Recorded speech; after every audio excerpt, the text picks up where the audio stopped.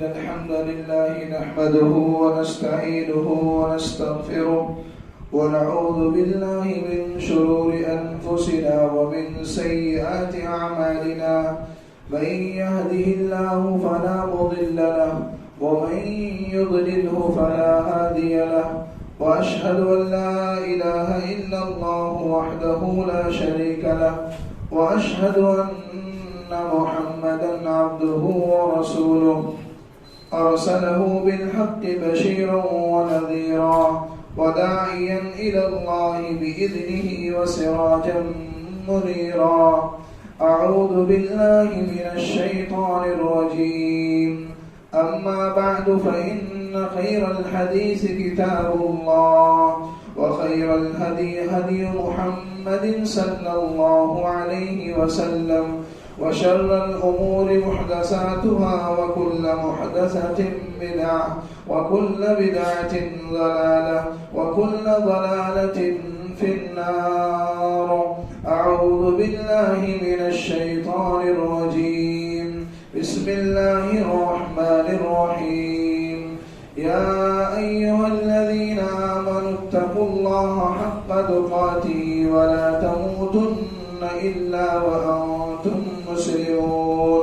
يا أيها الناس اتقوا ربكم الذي خلقكم من نفس واحدة وخلق منها زوجها وبث منهما رجالا كثيرا ونساء واتقوا الله الذي تساءلون به والأرحام إن الله كان عليكم رقيبا. يا أيها الذين آمنوا اتقوا الله وقولوا قولا سديدا يصلح لكم أعمالكم ويغفر لكم ذنوبكم ومن يطع الله ورسوله فقد فاز فوزا عظيما. وقال الله تعالى في مقام آخر وأنفقوا مما رزقناكم من قبل أن يأتي أحدكم الموت ويقول رب لولا أخرتني إلى أجل قريب فأصدق وأكن من الصالحين ولن يؤخر الله نفسا إذا جاء أجلها والله خبير بما تعملون.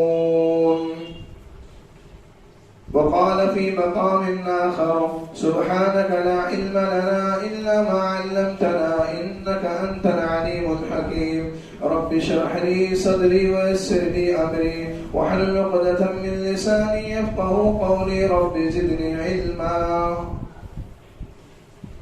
معزز سامعین، حاضرین جمعہ، دینی و ملی بھائیوں، بزرگوں اور دوستوں، پردہ نشین اسلامی ماں اور بہنوں، تمام قسم کی تعریفات، حمد و ستائش، عظمت و کبریائی، تحمید و تقدیس، تعریف و توصیف اس خالق کائنات، مالک ارض و سما اور مدبر انس و جان کے لیے ہے جو ہم تمام انسانوں کا اور کائنات کی ذرہ ذرہ چیزوں کا مالک، مربی اور پالنہار ہے.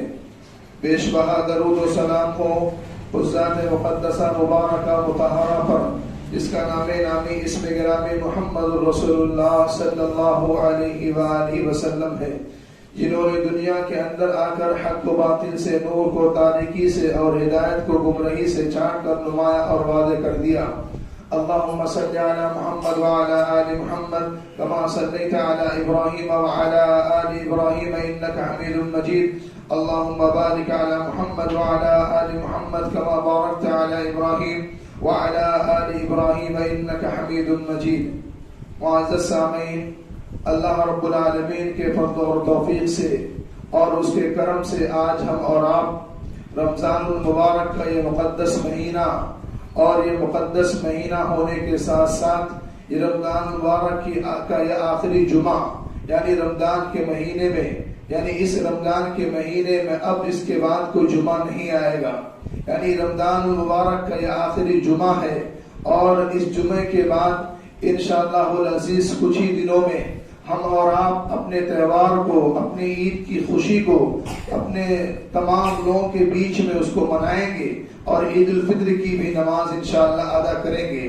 لہذا اسلامی بھائیوں، افسوس تو اس بات کا ہے کہ رمضان کا مہینہ ہونے کے ساتھ ساتھ، یہ آخری جمعہ رمضان کا ہونے کے ساتھ ساتھ آج ہم لوگ اس میں بھی پیچھے رہ گئے، اور اذان کے بعد ہمارے بہت سارے احباب پہنچ رہے ہیں۔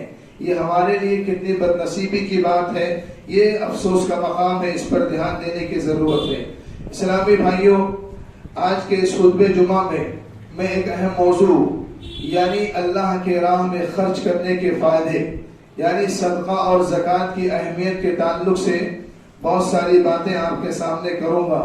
اللہ رب العزت سے دعا ہے کہ رب العالمین ہم تمام لوگوں کو کہنے سننے سے زیادہ عمل کرنے کی توفیق عطا فرمائے، آمین یا رب العالمین۔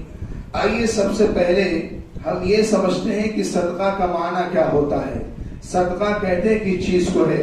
تو صدقہ کا معنی جب ہم ڈکشنری میں تلاش کریں گے تو اس کے اندر ہمیں یہ ملے گا کہ صدقہ کہتے ہیں اللہ کی رضا اور خوشنودی کے حصول کے لیے غربا اور مساکین یا خیر و بھلائی کے کاموں میں خرچ کرنا، یہ صدقہ کہلاتا ہے۔ صدقہ کا معنی کیا ہے؟ اللہ کی رضا اور خوشنودی کے حصول کے لیے غربا، مساکین یا خیر و بھلائی کے کاموں میں خرچ کرنا صدقہ کہلاتا ہے۔ ابھی میں نے جو آیت کریمہ آپ کے سامنے پڑھی ہے، اس آیت کریمہ میں اللہ رب العالمین نے اپنے مومن بندوں کو خطاب کرتے ہوئے کہا، اور کیا ہی بڑی اور پتے کی بات اللہ رب العالمین نے اپنے مومن بندے کے نس کو ٹٹولتے ہوئے کہا ہے اور نس کو پکڑتے ہوئے کہا ہے۔ کیا کہا؟ وَأَنفِقُوا مِمَّا رَزَقْنَاكُم مِّن قَبْلِ أَن يَأْتِيَ أَحَدَكُمُ الْمَوْتُ، اے میرے بندو، ہم نے جو تمہیں روزی دی ہے اس روزی میں سے خرچ کرو۔ ہم نے جو تمہیں مال دیا ہے، ہم نے جو تمہیں دولت دی ہے، اس دولت میں سے اللہ کے راہ میں خرچ کرو۔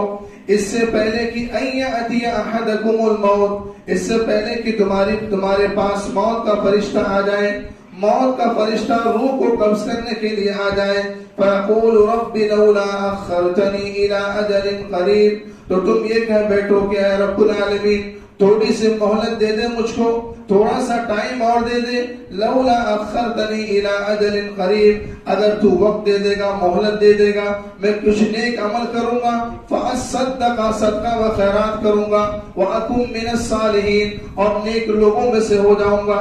اسلامی بھائیوں، اللہ رب العالمین نے کہا کہ جو روزی ہم نے تمہیں دی ہے، وہ جو دولت تمہیں دیا ہے، معلوم یہ ہوا کہ دولت اور روزی اور پیسہ یہ اللہ رب العالمین کی طرف سے آتا ہے، مال دینے والا اللہ ہے، اور اللہ رب العالمین نے کہا کہ جو مال ہم نے تمہیں دیا ہے اس مال کو اللہ کی راہ میں خرچ کرو، اس سے پہلے کہ تمہارے پاس موت آ جائے۔ اور جب موت آئے گی اور تم یہ کہو گے کہ اللہ رب العالمین مجھے مہلت دے دے، مجھے کچھ اور ٹائم دے دے، میں صدقہ و خیرات کروں گا اور نیک لوگوں میں سے ہو جاؤں گا، اللہ کی طرف سے آواز آئے گی وَلَن يُؤَخِّرَ اللَّهُ نَفْسًا إِذَا جَاءَ أَجَلُهَا، اے میرے بندے اب تجھے ایک سیکنڈ کا بھی ٹائم نہیں ملے گا، تیرا وقت آ چکا ہے، اور جب تیرا وقت آ چکا ہے تو اب اس وقت میں کوئی تاخیر نہیں ہوگی، بلکہ اللہ رب العالمین وقت متعینہ پر آپ کی روح کو قبض کر لے گا، اور موت کے فرشتے آپ کی روح کو قبض کر کے آپ کی روح کو اللہ کے پاس لے کر چلے جائیں گے۔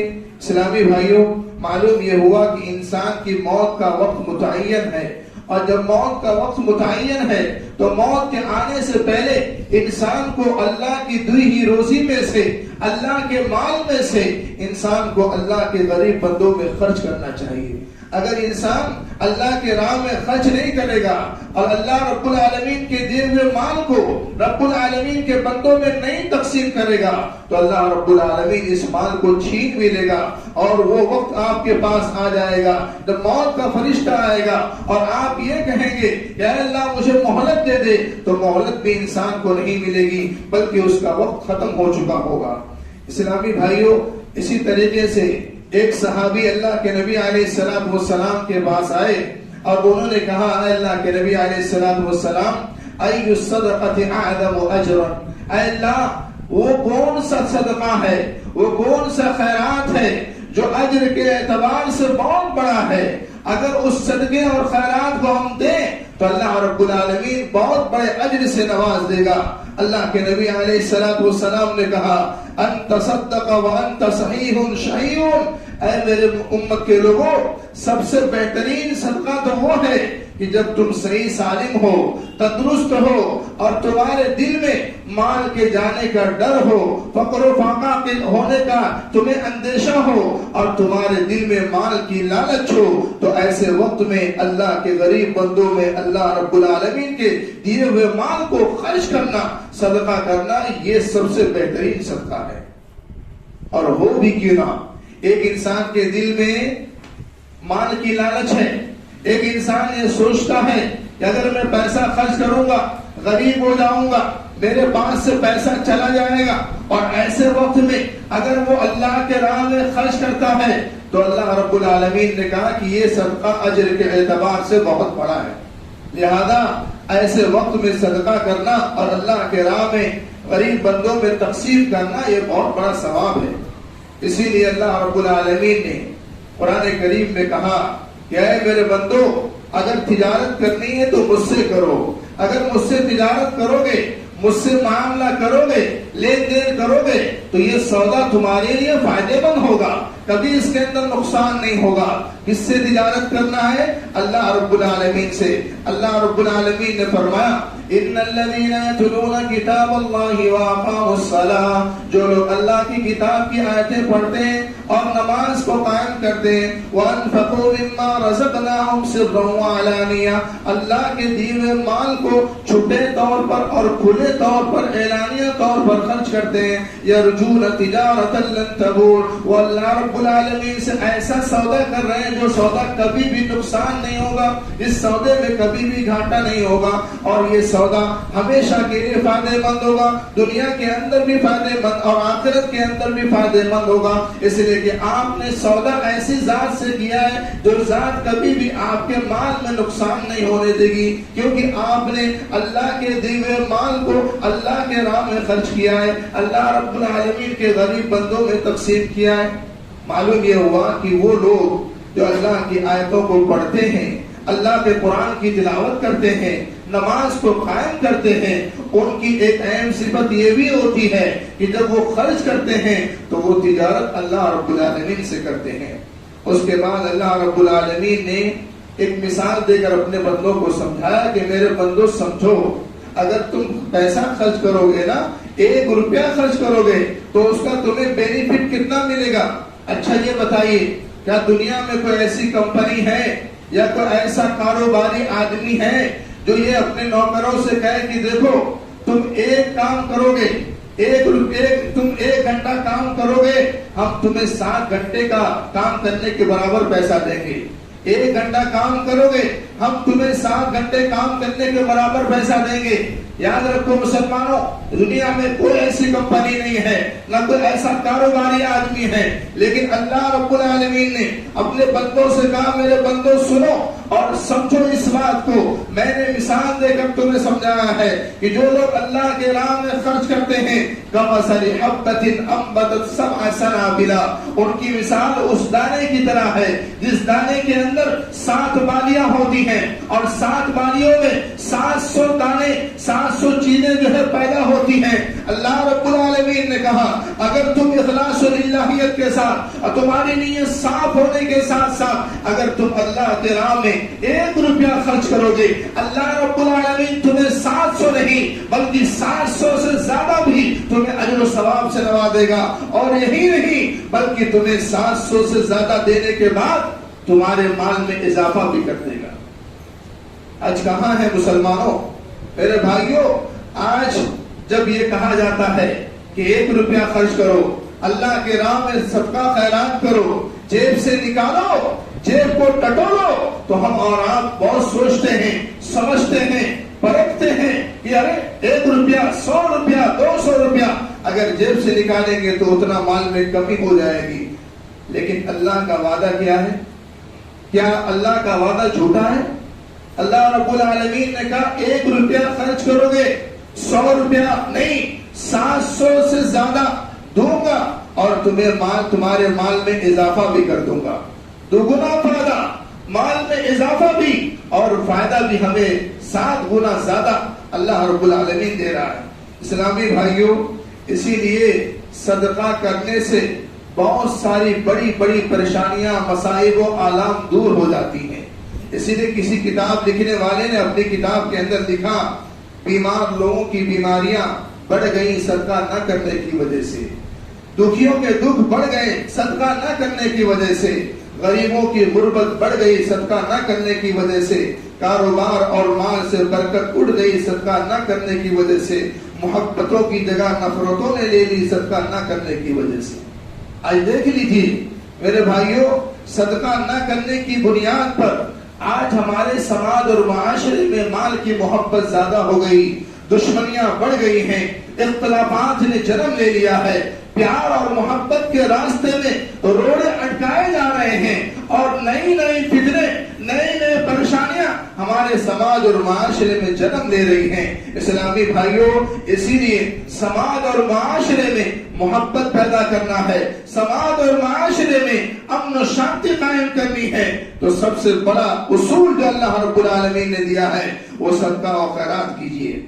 میرے بھائیوں، اسی لیے جب قرآن کریم کی آیت اتری نا تو اللہ رب العالمین نے اپنے تمام بندوں کو خطاب کیا، کہا لن تنالوا البر حتى تنفقوا مما تحبون۔ اے میرے بندو، تم ہرگز اس نیکی تک نہیں پہنچ سکتے، نیکی کے مقام تک نہیں پہنچ سکتے جب تک تم اپنی بہترین چیز کو، محبوب چیز کو، جس سے تم زیادہ محبت کرتے ہو، اس کو اللہ کی راہ میں خرچ نہ کر دو۔ یعنی تمہیں نیکی مل ہی نہیں سکتی ہے، نیکی کے مقام کو تم پہنچ ہی نہیں سکتے ہو جب تک تم اپنی بہترین چیز کو، اعلیٰ کوالٹی چیز کو تم اللہ کے راہ میں خرچ نہ کر دو۔ وما تنفقوا من شيء فإن الله به عليم۔ اور جو تم خرچ کرتے ہو اللہ رب العالمین سب کو جاننے والا ہے، سب کو جانتا ہے۔ جب یہ آیت کریمہ اتری تو حضرت انس رضی اللہ تعالی عنہ بیان کرتے ہیں کہ مدینہ کے اندر ایک بہت مالدار صحابی تھے، ابو طلحہ رضی اللہ تعالی عنہ، بہت مالدار صحابی تھے، اور حضرت ابو طلحہ رضی اللہ تعالی عنہ کے پاس ایک بہت بڑا باغ تھا مسجد کے سامنے، اور اس باغ میں کئی کھجور کے پیڑ بھی تھے اور میٹھے چشمے کا پانی بھی تھا، جس میں اللہ کے نبی علیہ السلام مسجد میں نماز پڑھتے، اور پڑھنے کے بعد ابو طلحہ رضی اللہ تعالیٰ عنہ کے باغ میں تشریف لاتے اور وہ میٹھا پانی وہاں پر پیتے، بیٹھتے، آرام کرتے۔ اتنا بہترین باغ ہے، اور اتنا بہترین باغ ہے کہ اس باغ سے ابو طلحہ رضی اللہ تعالیٰ عنہ بے پناہ محبت کرتے ہیں۔ سب دولت میں، سب جائیداد میں سب سے بہترین جائیداد ابو طلحہ رضی اللہ تعالیٰ عنہ کے سامنے وہی مسجد کے سامنے والا باغ تھا۔ جب یہ آیت کریمہ اتری تو حضرت ابو طلحہ رضی اللہ تعالیٰ عنہ نے جب اس آیت کریمہ کو سنا اور پڑھا تو اللہ کے نبی علیہ السلام سے کہا، اللہ کے نبی، اللہ نے کہا ہے کہ سب سے بہترین مال کو اللہ کے راہ میں خرچ کرو، جب خرچ کرو گے تم نیکی کو پہنچ جاؤ گے۔ اللہ کے نبی، میں آپ کو گواہ بنا کر کہتا ہوں، یہ مال سب سے بہترین مال ہے میرا، یہ باغ سے میں بہت بے پناہ محبت کرتا ہوں۔ محبت اس لیے بھی کرتا ہوں کہ میرا نبی اس باغ میں آ کر کے میٹھے پانی سے سیراب ہوتا ہے، میرا نبی اس کے قدم اس باغ میں آتے ہیں، اور میرا نبی اس باغ میں آ کر بیٹھتا ہے۔ محبت ہو کیوں نہ، میرا نبی جس سے میں انتہا محبت کرتا ہوں وہ نبی میرے باغ میں آ کر بیٹھتا ہے، اس باغ سے میں محبت کیوں نہ کروں؟ لیکن اللہ کے نبی، میں آپ کو گواہ بنا کر کہتا ہوں کہ اللہ نے اس آیت کریمہ کو اتاری ہے، جس بات سے میں محبت کرتا ہوں اللہ نے محبوب مال کو پسند کیا ہے اور محبوب مال کا مطالبہ کیا ہے۔ اے میرے نبی، میں آپ کو گواہ بنا کر کہتا ہوں اس بات کو میں اللہ کے راہ میں صدقہ کرتا ہوں۔ آپ گواہ رہیے گا اللہ کے نبی، میں اس مال کو، جس مال سے مجھے بے انتہا محبت ہے، میں اس مال کو اللہ کے راہ میں صدقہ کرتا ہوں۔ اللہ کے نبی پریشان ہو جاتے ہیں، اے ابو طلحہ یہ کیسی بات کر رہے ہو؟ اللہ کے نبی نے فرمایا، ابو طلحہ تم نے بہت بہترین سودا کیا ہے، یہ نفع بخش تجارت ہے، بہت بہترین تجارت ہے، تم نے اللہ کے راہ میں اپنے بہترین مال کو صدقہ کر دیا۔ آج ہمیں صدقہ کرنا ہوتا ہے تو کیا کرتے معلوم ہے؟ جو سیکنڈ ہینڈ چیز ہوتی ہے جس کو ہم نے یوز کر لیا اس کو اپنے غریب بندوں میں، غریب بھائیوں میں تقسیم کر دیا۔ لیکن قربان جائیے اللہ کے نبی کے صحابہ کرام پر کہ اپنے محبوب مال کو، اپنی بہترین چیز کو اللہ کے راہ میں صدقہ و خیرات کر رہے ہیں. اور یاد رکھو مسلمانوں، صدقہ کرنے کی اتنے فائدے ہیں کہ اگر میں گنانا چاہوں تو 4 گھنٹہ بھی کم پڑے گا. لیکن بس چند چیزیں آپ کو بتانا چاہوں گا کہ صدقہ اور خیرات کرنے کے فائدے کیا کیا ہیں، تاکہ سنیے اور سن کر کے مال کی محبت کو دل سے نکالیے اور اللہ کے راہ میں صدقہ و خیرات کیجیے. انشاءاللہ اگر آپ کے دل میں یہ جذبہ پیدا ہوگا کہ نہیں، مال اللہ کا دیا ہوا ہے اور اللہ کے راہ میں خرچ کرنا ہے، تو یاد رکھیں مسلمانوں، اگر یہ نیت آ گئی تو دیکھیے گا آپ کے مال میں برکت ہوگی کہ نہیں ہوگی. آپ اس کا تجربہ کر لیجئے گا. آئیے ہم دیکھتے ہیں صدقہ کرنے کے فائدے کیا ہیں. سب سے پہلا فائدہ صدقہ کرنے کا یہ ہے کہ فرشتوں کی دعائیں ملتی ہیں. انسان نہیں، فرشتہ دعا دے رہا ہے اس کو جو اللہ کے راہ میں صدقہ و خیرات کر رہے ہیں. روزانہ 2 فرشتے اترتے ہیں، روزانہ. ما من یوم یصبح العباد فیہ الا ملکان ینزلان.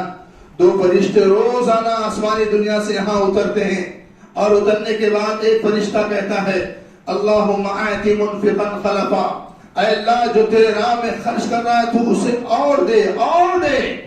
اگر فرشتہ دعا کرے گا تو کیا اللہ اس کی دعا قبول نہیں کرے گا؟ بولو میرے بھائیو، اگر فرشتہ دعا کرے گا اس انسان کے لیے جو انسان اللہ کے راہ میں خیرات کر رہا ہے، تو کیا فرشتوں کی دعا، کیا اس روئے زمین پر فرشتوں سے مقدس جماعت اور کوئی جماعت ہے جو کبھی کوئی گناہ نہیں کرتی ہے؟ اور اس مقدس جماعت نے اگر آپ کے لیے، انسان کے لیے، خیرات کرنے والوں کے لیے اگر دعا کر دے تو کیا اللہ ان کی دعاؤں کو نہیں سنے گا؟ کیا دعا کر رہے ہیں؟ اللہ جو تیرے بارگاہ میں، تیرے راہ میں دے رہا ہے اس کو اور دے.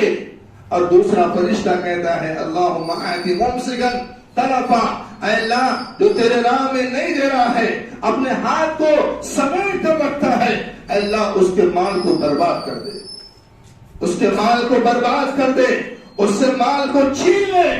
اب فیصلہ آپ کے ہاتھ میں ہے، فرشتوں کی دعائیں لینی ہے یا نہیں لینی ہے، ان کی بددعا لینی ہے، کیا لینا ہے آپ کو. میرے بھائیوں، پہلا فائدہ فرشتوں کی دعائیں ملتی ہیں. دوسرا فائدہ اللہ کی طرف سے غیبی مدد آتی ہے. اب دیکھیے ایک حدیث آپ کو سنا رہا ہوں اور توجہ کے ساتھ سنیے. صحیح مسلم کی روایت ہے، حضرت ابو ہریرہ رضی اللہ تعالیٰ عنہ راوی حدیث ہے. غیبی مدد اللہ کی طرف سے کیسے آتی ہے؟ ایک آدمی بیابان میں جا رہا تھا، اچانک بادل سے ایک آواز آتی ہے، اس کی حدیقت فلان، اے بادل، اے بارش، جاؤ فلاں آدمی کے باغ کو سیراب کر دو، فلاں آدمی کے کھیت کو، مٹی کو نرم کر دو بارش نازل کر کے. آواز، نام لے کر بادل آواز دے رہا ہے. وہ آدمی آواز سنتا ہے، یہاں تو کوئی آدمی نہیں، اور بادل نام لے کر پکار رہا ہے. وہ آدمی بادل کے پیچھے پیچھے چلنا شروع کر دیتا ہے. کیا دیکھتا ہے کہ بادل نے ایک چٹیل میدان پر جا کر پانی کو اتارا، پانی نازل ہوتا ہے، وہاں سے ایک نالی بن جاتی ہے، اور وہ نالی ایک آدمی کے کھیت میں جا رہی ہے، اور اس کھیت میں ایک جو ہے کسان جو ہے پھاوڑا لے کر کے اپنے کھیت کو پانی سے سیراب کر رہا ہے. وہ آدمی وہاں پر پہنچ جاتا، پوچھتا میرا بھائی آپ کا نام کیا ہے؟ کہتا میرا نام یہ ہے. میں آپ کا نام اس لیے پوچھ رہا ہوں کہ بادل نے آپ کا نام بتایا ہے اور آپ کے کھیت کو سیراب کرنے کے لیے کہا ہے. آخر وجہ کیا ہے؟ آپ کے اندر وہ کوالٹی کیا ہے؟ آخر کیوں ان تمام کھیتوں کو چھوڑ کر کے آپ کے کھیت میں پانی آیا ہے اور آپ کے کھیت کو سیرابی ہوئی ہے؟ آخر کیا وجہ ہے؟ اس آدمی نے کہا کہ نہیں، وجہ ایک ہی ہو سکتی ہے کہ جب بھی میرے کھیت سے اناج اگتے ہیں نا، پیداوار ہوتی ہے، تو میں اس کے 3 حصے کرتا ہوں. ایک حصہ سب سے پہلے اللہ کے راہ میں صدقہ و خیرات کر دیتا ہوں، دوسرا حصہ اپنے اور اپنے بچوں پر خرچ کرتا ہوں، اور تیسرا حصہ اس کو میں اسی کھیت کے لیے رکھ دیتا ہوں کہ مجھے اس کھیت کے لیے بھی کام آئے گا. یہ 3 حصہ کرتا ہوں. اس 3 حصے کی بنیاد پر اللہ رب العالمین مجھ سے خوش ہوا اور ان تمام کھیتوں کو چھوڑ کر میرے کھیت میں پانی نازل ہو گیا. میرے بھائیوں، یہ غیبی مدد نہیں تو اور کیا ہے؟ ہم اور آپ تجربہ کرتے ہیں، بارش کبھی ہوتی ہے نا تو یہاں پر ہوئی اور 1 کلومیٹر آگے پر یا آدھا کلومیٹر آگے پر پانی نازل نہیں ہوا. یہ کیا ہے؟ یہ سبق دے رہی ہے، یہ بارشیں ہمیں بتا رہی ہے کہ اگر تم گنہگار ہوئے تو بارش بھی روک لی جائے گی، پانی بھی تم سے چھین لیا جائے گا، بھوکے مرو گے، تمہارے جانور بھوکے مریں گے، اناج نہیں پیدا ہوگی. اور اگر تم نے اللہ سے رشتہ مضبوط کیا تو ایسی غیبی مدد آئے گی کہ تمام کھیتوں کو چھوڑ کر تمہارے کھیت کو میرا پانی سیراب کر دے گا. یہ مدد آئے گی اللہ کی طرف سے. اس لیے مسلمانوں، جب اناج ہو تو سب سے پہلے اللہ کے غریب بندوں میں تقسیم کرو، اس کے بعد اپنے لیے نکالو، پھر اسی کھیت کے لیے نکالو. اگر یہ سلسلہ رکھیں گے تو انشاءاللہ آپ کے کھیت میں ایسا اناج پیدا ہوگا کہ کوئی سوچ بھی نہیں سکتا ہے، ایسی برکت نازل ہوگی. تو معلوم یہ ہوا غیبی مدد بھی آتی ہے. صدقہ کرنے کی تیسرا فائدہ، اللہ رب العالمین کا غصہ ٹھنڈا ہو جاتا ہے. اللہ اکبر، سبحان اللہ. میرے بھائیوں، صدقہ کرنے سے فائدہ کیا ہے؟ اللہ کا غصہ ٹھنڈا ہو جاتا ہے. اللہ جو ناراض ہوتا ہے وہ ناراضگی ختم ہو جاتی ہے. صدقہ کرنے کا چوتھا فائدہ، صدقہ کرنے سے عذاب قبر سے انسان محفوظ ہو جاتا ہے. جو قبر کے اندر جو گرمی پیدا ہوگی وہ گرمی ٹھنڈی میں تبدیل ہو جائے گی. یہ صدقہ کرنے کے فائدے ہیں. صدقہ کرنے کا فائدہ یہ بھی ہوگا، جب قیامت کے دن کوئی سایہ نہ ہوگا، اس دن اس کو عرش کے سائے تلے جگہ ملے گی. اللہ کہے گا تو میرا ایسا بندہ ہے جس نے صدقہ و خیرات کیا تھا، آجا میرے عرش کے نیچے، تجھے سایہ نصیب ہوگا. میرے بھائیوں، صدقہ کرنے کا یہ فائدہ بھی ہے کہ اللہ رب العالمین کیا مقام دے گا، کیسا انعام ہے اللہ کا. اللہ نے فرمایا کہ میں صدقہ کرنے والے بندے کے لیے میں نے ایک الگ دروازہ بنایا ہے اور وہ میرا مہمان بن کر آئے گا اور میں اس کا استقبال کروں گا. میرے فرشتے اس کا استقبال کریں گے اور کہیں گے اے صدقہ کرنے والے، اے خیرات کرنے والے، اللہ کے غریب بندوں میں تقسیم کرنے والوں، آؤ باب الصدقہ، تمہارا دروازہ کھلا ہے. اس دروازے سے وہی اسپیشل لوگ داخل ہوں گے، اس کے علاوہ کوئی داخل نہیں ہوگا. اور جب صدقہ کرنے والے داخل ہو جائیں گے وہ دروازہ بند ہو جائے گا. قربان جاؤ میرے بھائیوں اپنے رب پر، اپنے رب کی رحمانیت پر، اپنے رب کی رحیمیت پر. اللہ رب العالمین اپنے بندوں پر کتنا مہربان ہے کہ ایک اسپیشل دروازہ قائم کر دیا ہے کہ اگر تم صدقہ کرتے ہو، خیرات کرتے ہو، اللہ کے راہ میں خرچ کرتے ہو تو میں نے تمہارے لیے ایک اسپیشل دروازہ بنا دیا ہے. اس میں اس دروازے میں سے صرف وہی لوگ داخل ہوں گے، اس کے علاوہ کوئی داخل نہیں ہوگا. اور یاد رکھیے میرے بھائیوں، صدقہ کرنے کا ایک اہم فائدہ یہ بھی ہے کہ صدقہ کرنے سے، اللہ کے راستے میں خرچ کرنے سے نا انسان کے تمام معاملات آسان ہو جاتے ہیں. اب سورہ لیل پڑھیے، اللہ نے فرمایا فَأَمَّا مَنْ أَعْطَىٰ وَاتَّقَىٰ وَصَدَّقَ بِالْحُسْنَىٰ، جو اللہ کے راستے میں دیتا ہے، ڈرتا ہے، نیکیوں کی تصدیق کرتا ہے، فَسَنُيَسِّرُهُ لِلْيُسْرَىٰ. یسرا کس کو بولتے ہیں؟ اللہ اس کے معاملے کو آسان کر دیتا ہے. اللہ اس کی تمام پریشانیوں کو، جو پریشانیاں آنے والی تھی، بلائیں آنے والی تھی، وہ صدقہ کرنے سے وہ بلائیں بھی رک جاتی ہیں. لیکن اگر اسی کے آگے پڑھیے آپ، وَأَمَّا مَنْ بَخِلَ وَاسْتَغْنَىٰ، جو بخیلی کرتا ہے، کنجوسی سے کام لیتا ہے، تجوری میں بند کر کے رکھتا ہے، اللہ نے فرمایا ہم فَسَنُيَسِّرُهُ لِلْعُسْرَىٰ، ہم اس کے معاملات کو تنگ کر دیں گے اور جو بلائیں کم آتی تھی بلائیں زیادہ اس کے اوپر آئیں.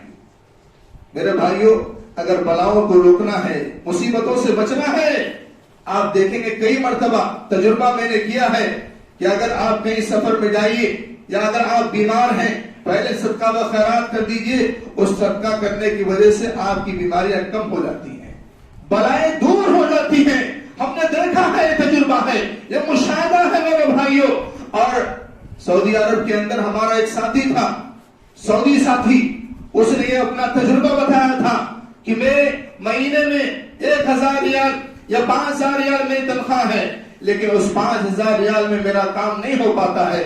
تو ایک عالم کے پاس وہ جاتے ہیں، اس عالم نے مشورہ دیا کہ 5000 ریال میں سے تم ہر مہینہ اپنا ایک باندھ لو کہ ہم کو 500 ریال 200 ریال اللہ کے راہ میں صدقہ و خیرات کرنا ہے.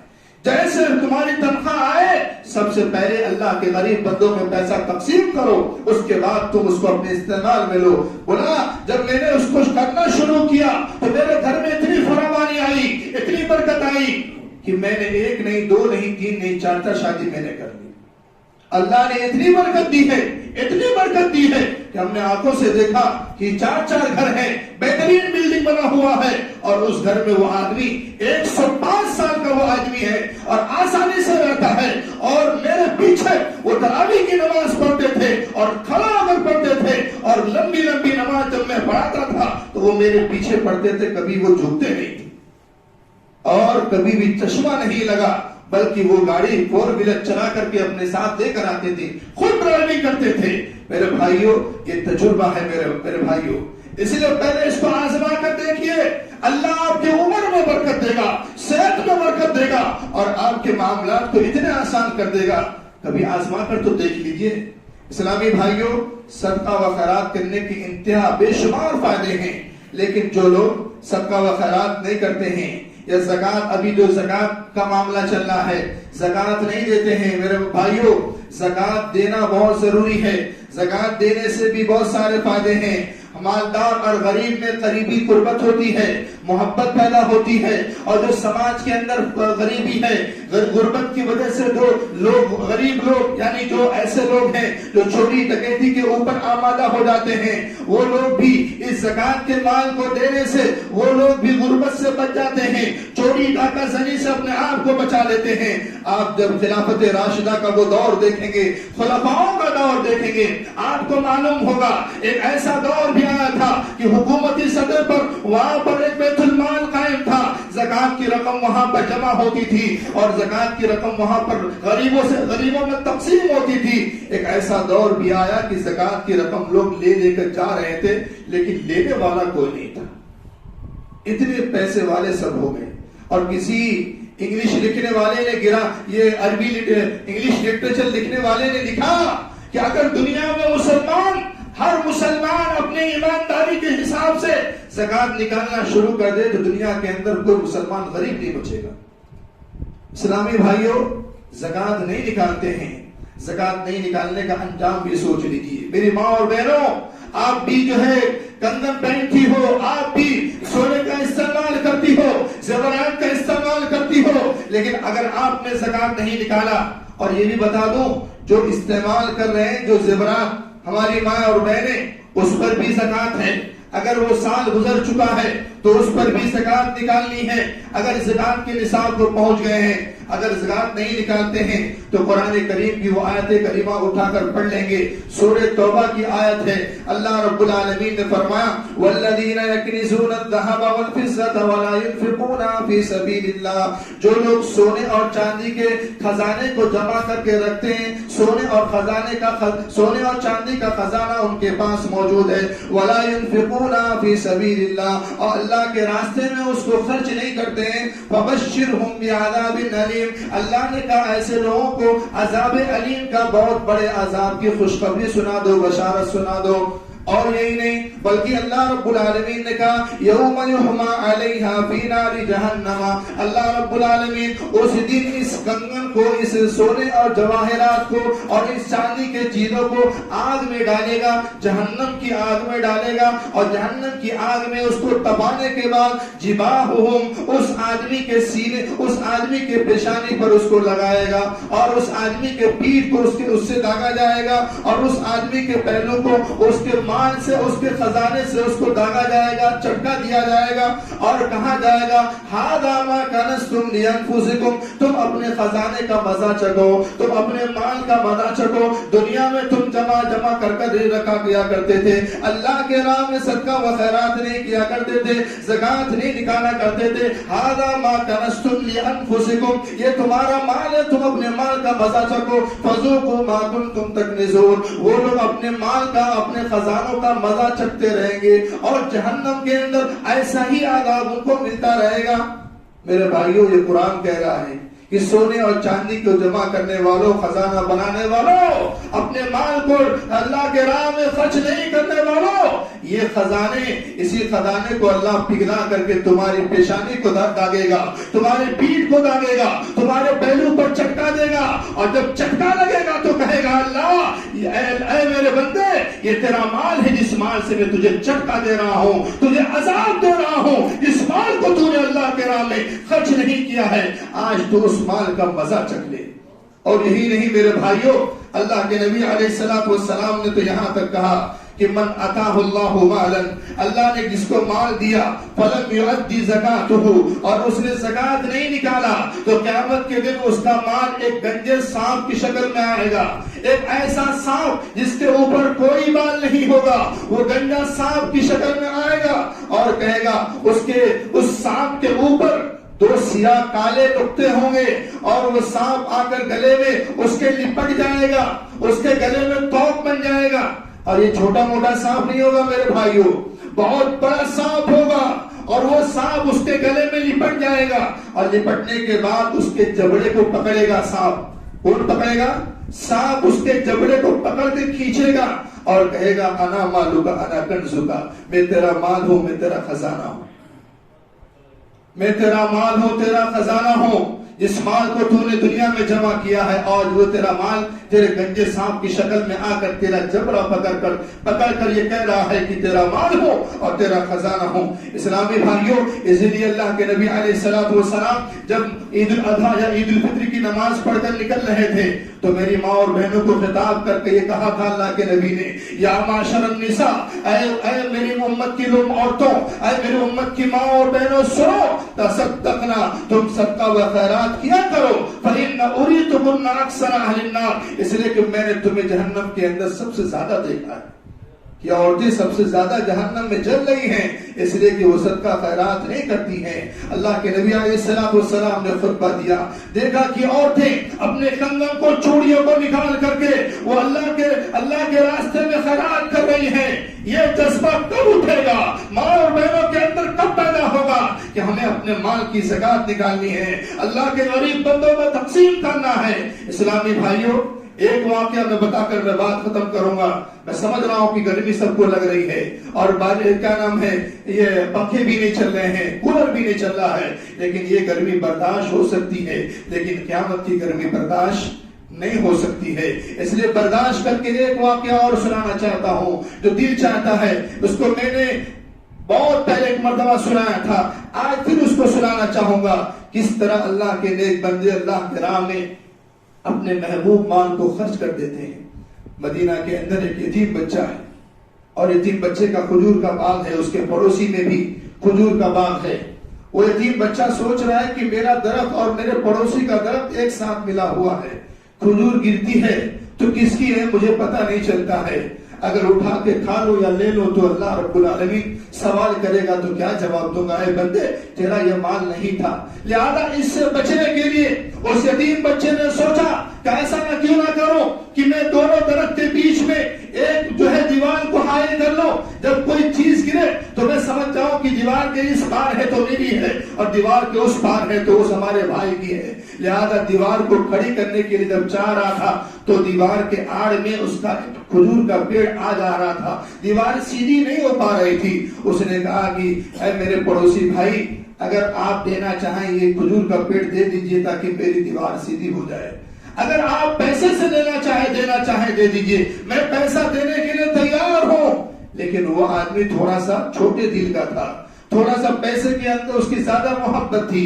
اس نے کہا نہیں، میں نہیں بیچوں گا، یہ بچہ پریشان کروں تو کیا کروں، دیوار کو بھی اٹھانی ہے، دیوار بھی سیدھی کرنی ہے۔ یہ معاملہ بچہ اللہ کے نبی کی عدالت میں لے کر حاضر ہوا کہ نہیں، اگر دنیا کی تمام چیزیں ان کے سامنے کوئی بات مانے نہ مانے، لیکن نبی کی عدالت میں تو بات ماننی ہی پڑے گی۔ نبی کی بات تو لوگ مان لیتے ہیں، اللہ کے نبی کی عدالت میں بات پہنچتی ہے۔ اس یتیم بچے نے کہا اللہ کے نبی معاملہ ایسا ہے، میں اجرت میں لینا چاہ رہا ہوں، وہ آدمی نہیں دے رہا ہے، میری دیوار سیدھی نہیں ہو پا رہی ہے۔ اللہ کے نبی نے اس کے پڑوسی کو بلایا اور کہا کہ سنو، دے دو اس کو کھجور کا باغ۔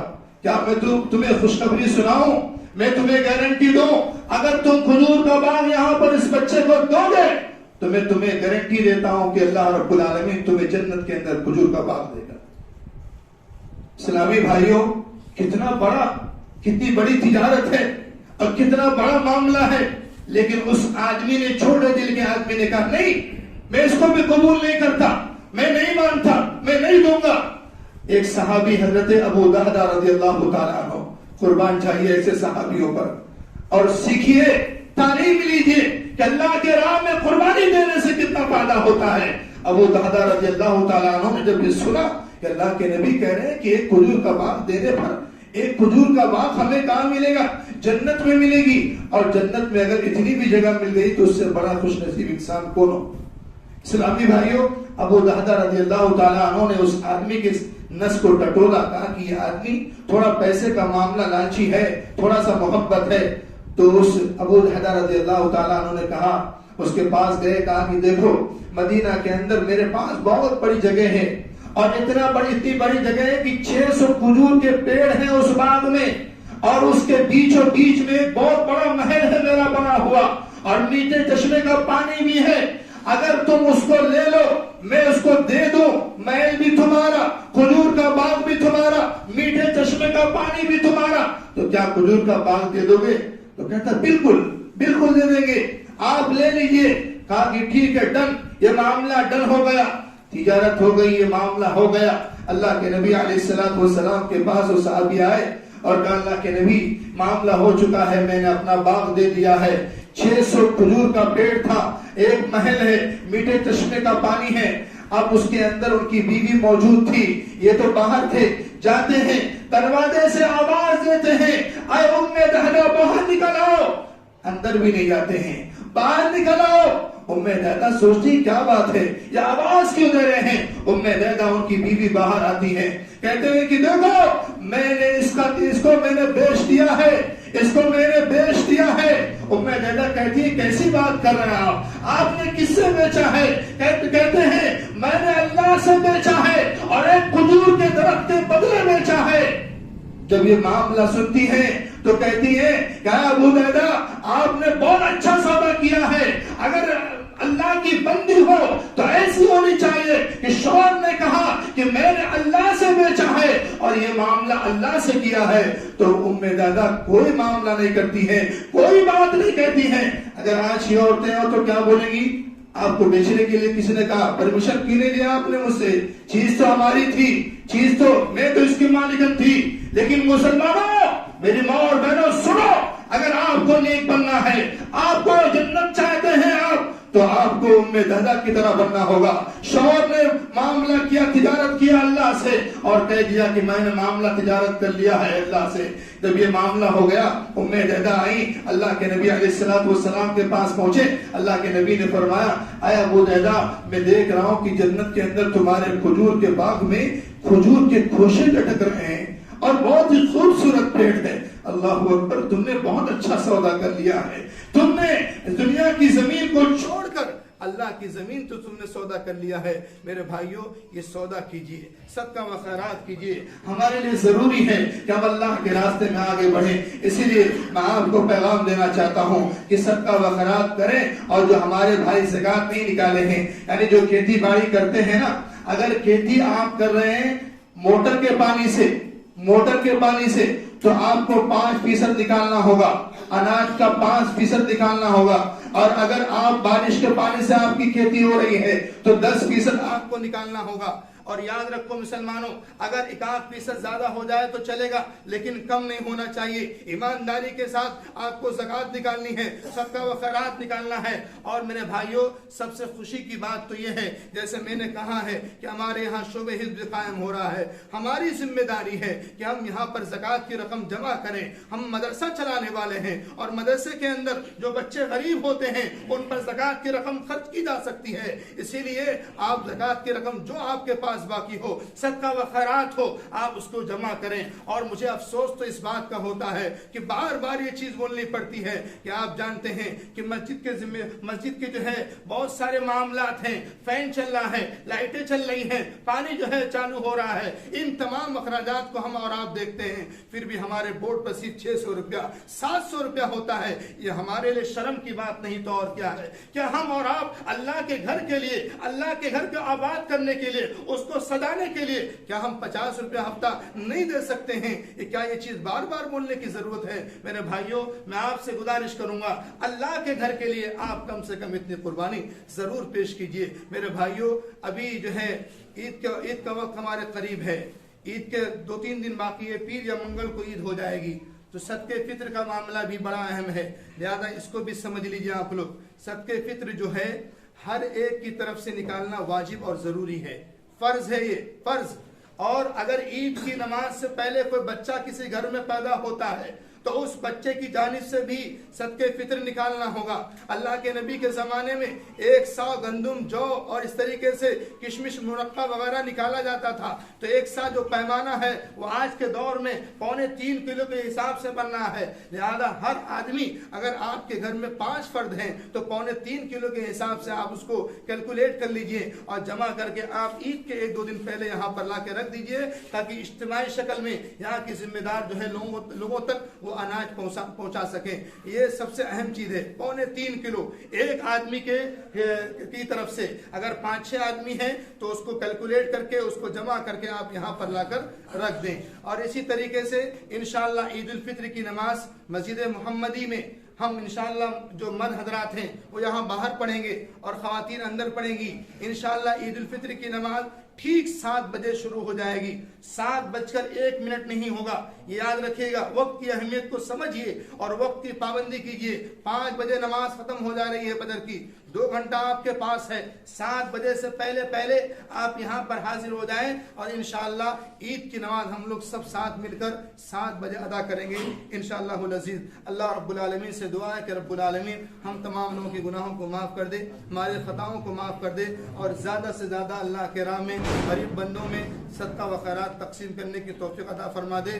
رب العالمین ہم نے جو چھوٹی چھوٹی نیکیاں ہم کر رہے ہیں، جو شب بیداری کر رہے ہیں، قیام اللیل کر رہے ہیں، اے اللہ وہ بہت کم ہے، بہت کم ہے، عبادتیں بہت کم ہیں، لیکن رب العالمین ہمیں یہ بھی معلوم ہے تیرا نام غفور ہے، تیرا نام رحمان الرحیم ہے۔ اے اللہ تو ہم پر رحم و کرم کی بارش برسا دے، ہمارے گناہوں کو معاف فرما دے، ہماری نیکیوں کو قبول فرما لے، ہماری کوتاہیوں کو اللہ تو درگزر کر دے۔ رب العالمین جو ہمارے بھائی گزر چکے ہیں ان کے قبر کو نور سے منور کر دے، جنت الفردوس میں اعلیٰ مقام نصیب فرما دے، اور ہم سب کو مل جل کر پیار اور محبت کے ساتھ رہنے کی توفیق عطا فرما دے۔ آمین یا رب العالمین۔